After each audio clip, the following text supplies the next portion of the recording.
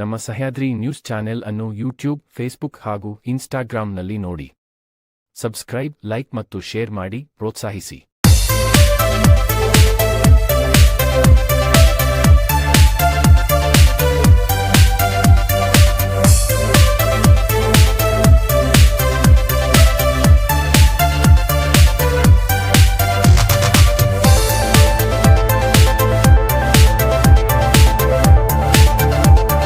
ಎಲ್ಲರೂ ತಮ್ಮ ಕೈಯನ್ನು ಮುಂದೆ ಮಾಡಿ. ಭಾರತದ ಪ್ರಜೆಗಳಾದ ನಾವು ಭಾರತವನ್ನು ಒಂದು ಸಾರ್ವಭೌಮ ಸಮಾಜವಾದಿ ಜಾತ್ಯತೀತ ಪ್ರಜಾಸತ್ತಾತ್ಮಕ ಗಣರಾಜ್ಯವನ್ನಾಗಿ ಪರಿವರ್ತಿಸಲು ಮತ್ತು ಸಮಸ್ತ ಪೌರರಿಗೂ ಸಾಮಾಜಿಕ ಆರ್ಥಿಕ ರಾಜಕೀಯ ನ್ಯಾಯ ವಿಚಾರ ಅಭಿವ್ಯಕ್ತಿ ನಂಬಿಕೆ ಮತ್ತು ಆರಾಧನೆ ಸ್ವಾತಂತ್ರ್ಯ ಸ್ಥಾನಮಾನ ಮತ್ತು ಅವಕಾಶ ಇವುಗಳಲ್ಲಿ ಸಮಾನತೆಯನ್ನು ದೊರಕಿಸಲು ವ್ಯಕ್ತಿ ಗೌರವ ಹಾಗೂ ರಾಷ್ಟ್ರದ ಏಕತೆ ಮತ್ತು ಸಮಗ್ರತೆಯನ್ನು ರಕ್ಷಿಸಿ ಭ್ರಾತೃತ್ವ ಮನೋಭಾವನೆಯನ್ನು ಮೂಡಿಸಲು ದೃಢ ಸಂಕಲ್ಪ ಮಾಡಿ ನಮ್ಮ ಸಂವಿಧಾನವನ್ನು 1949 ನವೆಂಬರ್ 26ರಂದು ಅಂಗೀಕರಿಸಿ ನಮಗೆ ನಾವೇ ಅರ್ಪಿಸಿಕೊಂಡಿದ್ದೇವೆ.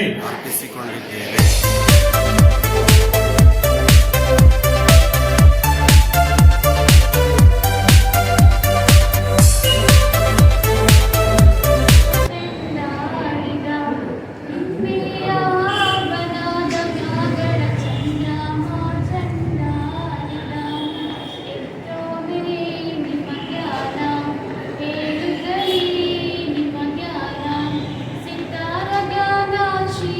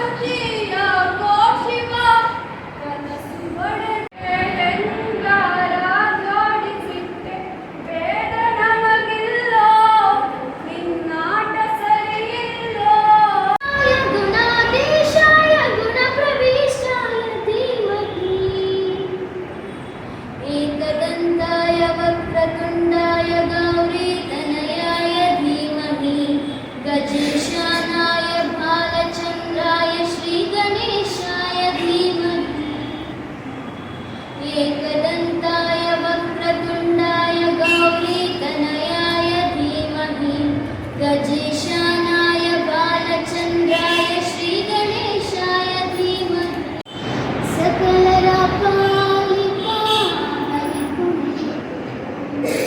हरिकुणिदानम्मा हरिकुणिदानम्मा हरिकुणिदा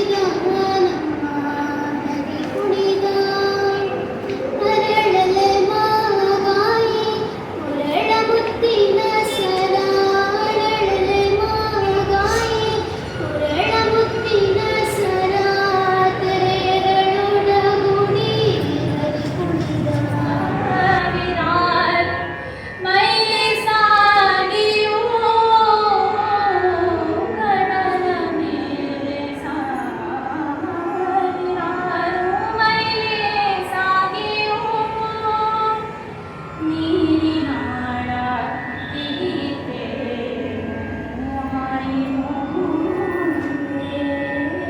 ಗಿರಿ ಶೃಂಗಕ್ಕೆ ಬಾ ಪಾಲ್ಗುಣರ ವಿದರ್ಶನಕ್ಕೆ ಬಾ ಪಾಲ್ಗುಣರ ವಿದರ್ಶನಕ್ಕೆ ಶಿವ ಮಂದಿರ ಸಮವನ ಸುಂದರ ಸುಮ ಶೃಂಗಾರದ ಗಿರಿ ಶೃಂಗಕ್ಕೆ ಬಾ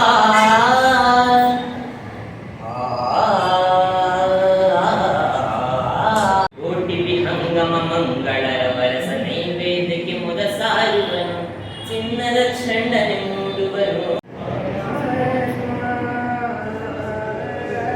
ಪಾಪವಿದೆ ಪುಣ್ಯವಿದೆ ನರಕವಿದೆ ನರಕವಿದೆ ಪಾಪವಿದೆ ಪುಣ್ಯವಿದೆ ನರಕವಿದೆ ನರಕವಿದೆ ಸ್ವೀಕರಿಸು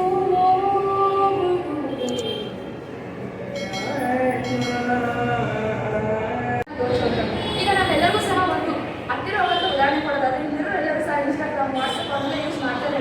ಇದು ಇನ್ಸ್ಟಾಗ್ರಾಮಲ್ಲಿ ಒಂದು ID ಮತ್ತು ಪಾಸ್ವರ್ಡ್ ಅಂತ ಇದೆ.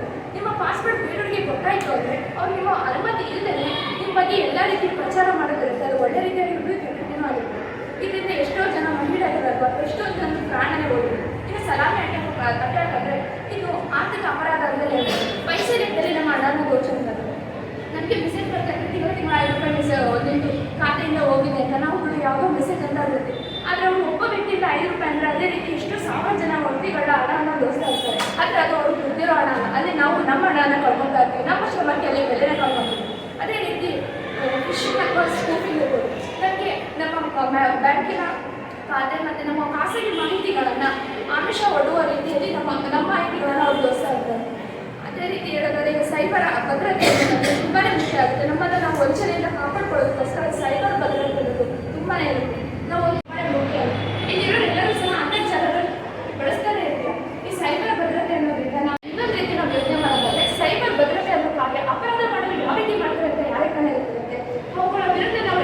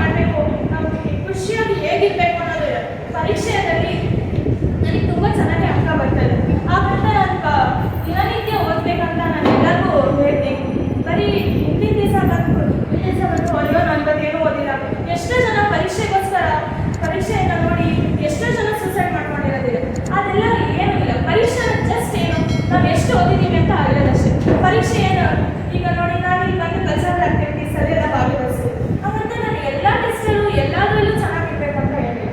ಇದು ಒಂದು ಪರೀಕ್ಷೆ, ನಾನು ಇದ್ರಲ್ಲಿ ಗೆಲ್ತೀನೋ ಸೋಲ್ತೀನೋ ಅದಲ್ಲ, ಪಾರ್ಟಿಸಿಪೇಷನ್ ಇಂಪಾರ್ಟೆಂಟ್. ಮಾಡಿ ಇವತ್ತು ಹುಷಾರಿಲ್ಲ, ಇವತ್ತು ಪರೀಕ್ಷೆ ಅವನ ಹುಷಾರಿಲ್ಲ ಅವನ ಅಂತ ಹೇಳ್ತಾ ನಾನು